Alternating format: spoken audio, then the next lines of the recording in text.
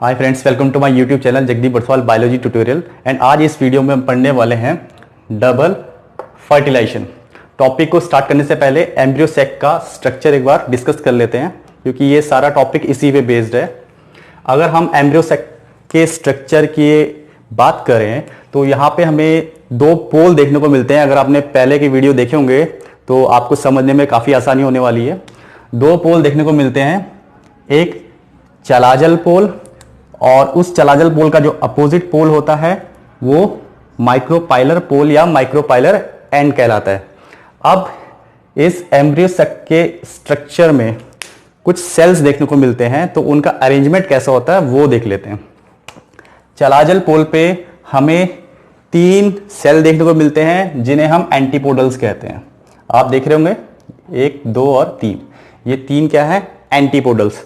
कहां पे प्रेजेंट है? चलाजल पोल पे। बीच की ओर बढ़े, नीचे की ओर बढ़े तो हमें एक बड़ा सा सेल देखने को मिलता है, जिसकी कारण ही इसे सेंट्रल सेल कहा था, क्योंकि बीच में, इसलिए इसको सेंट्रल सेल कहा। काफी बड़ा होता है साइज में। एंड इस सेंट्रल सेल में हमें 2 हैप्लॉइड न्यूक्लियाई देखने को मिलते हैं। आप देख रहे होंगे एक ये और एक ये। इन्हें कहा जाता है पोलर न्यूक्लियाई।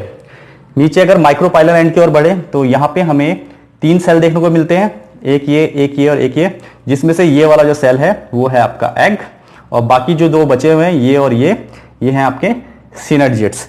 देन आपको याद हो जो आपका सिनर्जिड्स है, यहां पे हमें कुछ सेलुलर थिकनिंग्स देखने को मिलती हैं जिन्हें हम फिलीफॉर्म एपरेटस कहते हैं। आप देख रहे होंगे यहाँ पे हमने सेलुलर थिकनिंग दिखाई हुई है, ये वाली, इसे हम फिलीफॉर्म एपरेटस कहते हैं।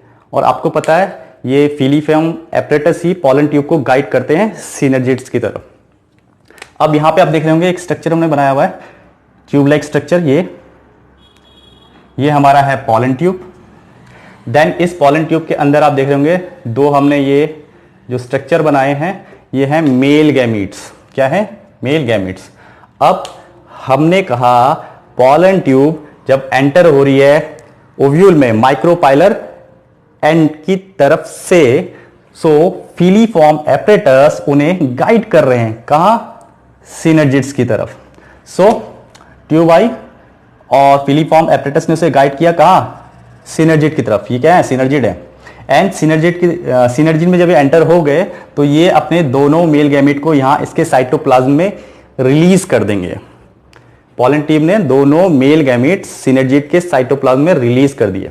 अब इनका काम क्या है? ये अपना काम स्टार्ट करने वाले हैं। इनका काम क्या है? एक मेल गैमेट यानी एक ये वाला सपोज करो, वो पहुंच गया कहां? एग के पास, और ये दूसरा वाला पहुंच गया कहां पे? यहां। सो एक यहां पहुंच गया, एक यहां पहुंच गया। अब जो पहला मेल गैमेट एग के पास पहुंचा, सो एग के साथ पहले मेल गैमेट का, मैं यहां पे मेल गैमेट 1 करके लिख रहा हूं, का फ्यूजन हुआ एंड जाइगोट की फॉर्मेशन हुई। जाइगोट। और ये जाइगोट है, ये डाइप्लॉइड है, इसलिए इसको हम 2n लिख रहे हैं। अब एग और मेल गैमेट का जो फ्यूजन हुआ एंड जाइगोट की जो फॉर्मेशन हुई, इसे हम एक टर्म देते हैं सिनगैमी। सिनगैमी आपने शायद पहले भी सुना होगा, ये सिनगैमी। ध्यान रखिएगा, ये अभी आगे आने वाला है। अब जो दूसरा मेल गैमेट है वो कहां गया हुआ है? ये जो 2 हैप्लॉइड न्यूक्लियाई है इनके पास। सो ये haploid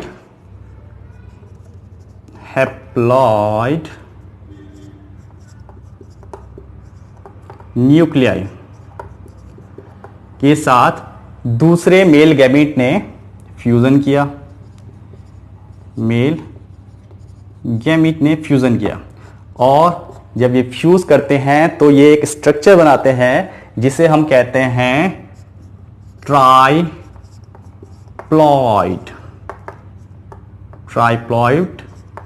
primary endosperm nucleus.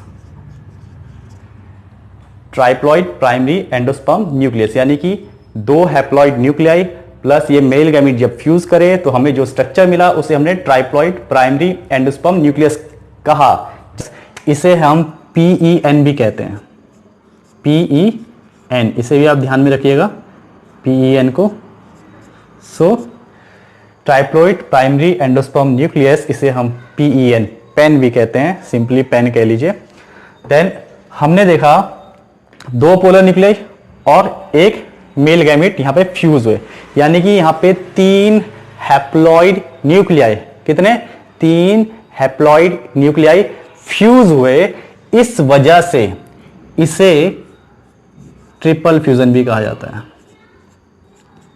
Triple fusion. इस सेंट्रल सेल में दो पोलर न्यूक्लियाई तो थे ही जो हैप्लॉइड नेचर के थे, प्लस एक मेल गैमेट फ्यूज हुआ, यानी कि 3 हैप्लॉइड न्यूक्लियाई फ्यूज हुए। इसकी वजह से इसे हमने ट्रिपल फ्यूजन भी कह दिया।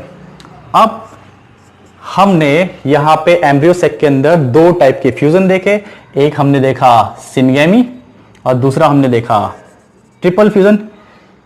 इसकी वजह से हम इसे डबल फर्टिलाइजेशन भी कहते हैं। दैट मीन्स सिनगेमी और इस ट्रिपल फ्यूजन को कंबाइन फॉर्म में हम डबल फर्टिलाइजेशन भी कहते हैं।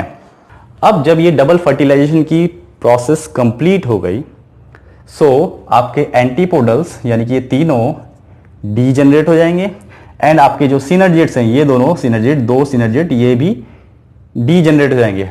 अगर आप ध्यान दें तो आपके एनसीईआरटी में एक डायग्राम दिया हुआ है, fertilised embryo sac showing zygote and PEN, यानी कि प्राइमरी एंडोस्पर्म न्यूक्लियस। यहां पे टॉप में आपको डायग्राम में दिखा होगा ये 2 जो सिनर्जिड हैं, वहां लिखा हुआ है डीजेनरेटिंग सिनर्जिड, यानी सिनर्जिड का डीजेनरेशन हो गया। देन उसके अपोजिट इसमें आ जाएंगे पोल में, तो यहां पे 3 ये जो हैं डीजेनरेटिंग एंटीपोडल सेल्स दिखा रखे हैं। सो फ्यूजन के बाद, डबल फर्टिलाइजेशन के बाद आपका सिनर्जिड डीजेनरेट हो जाएंगे एंड एंटीपोडल सेल भी डीजेनरेट हो जाएंगे, और बचेगा क्या हमारे पास, जाइगोट। और जाइगोट क्या है आपका, डाइप्लॉइड है। देन और क्या बचेगा आपका, प्राइमरी एंडोस्पर्म न्यूक्लियस जो कि ट्राइप्लॉइड है।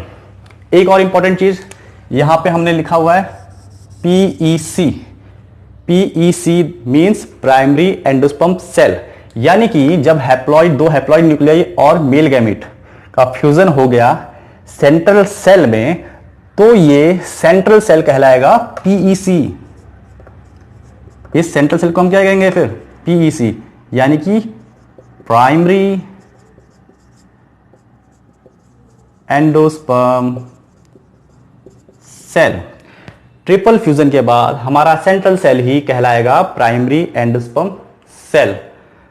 एंड आगे एक लास्ट जो हमें बात ध्यान में रखनी है, अब देखिए लास्ट में एक बात आपको ध्यान में रखनी है, आपका जो ये PEC है यानी कि प्राइमरी एंडोस्पर्म सेल, PEC, ये आगे जाके डेवलप हो जाता है एंडोस्पर्म में।